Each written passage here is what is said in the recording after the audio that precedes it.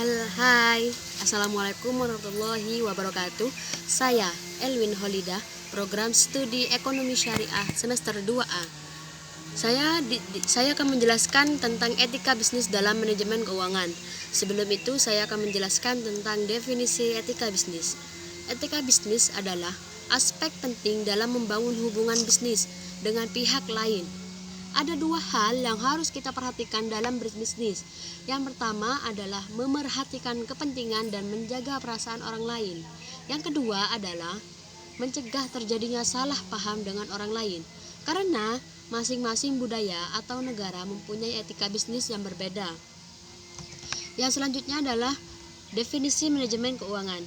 Manajemen keuangan adalah manajemen yang mengaitkan pemerolehan, pembiayaan atau pembelanjaan dan manajemen aktiva dengan tujuan secara menyeluruh dari suatu perusahaan dan sehingga dapat diartikan bahwa manajemen keuangan adalah suatu kegiatan perencanaan, penganggaran, pemeriksaan dan penyimpanan dana yang dimiliki oleh suatu organisasi dan perusahaan.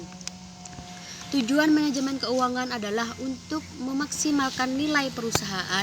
Dengan demikian, apabila suatu saat perusahaan dijual, maka harganya dapat ditetapkan setinggi mungkin. Untuk selanjutnya, manajemen keuangan berhubungan dengan 3 aktivitas. Yang pertama adalah aktivitas penggunaan dana, yaitu aktivitas untuk menginvestasikan dana pada berbagai aktiva. Yang kedua, aktivitas perolehan dana, yaitu aktivitas untuk mendapatkan sumber dana baik dari sumber dana internal maupun sumber dana eksternal perusahaan.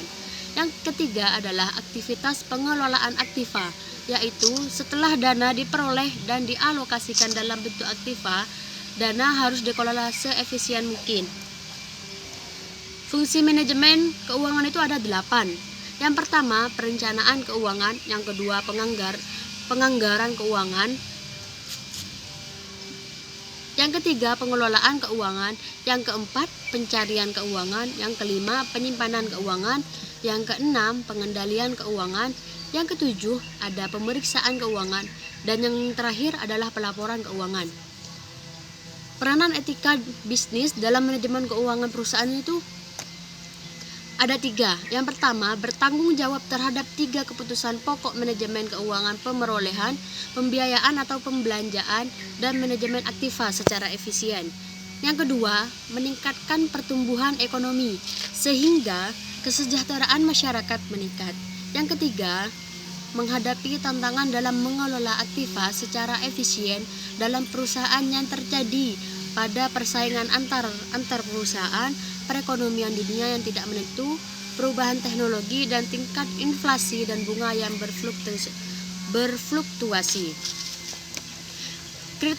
Kriteria standar etika untuk manajemen keuangannya itu, yang pertama ada kompetensi. Untuk kompetensi itu memiliki tanggung jawab. Yang pertama mempertahankan tingkat sesuai kompetensi profesional dengan pengembangan pengetahuan dan keterampilan.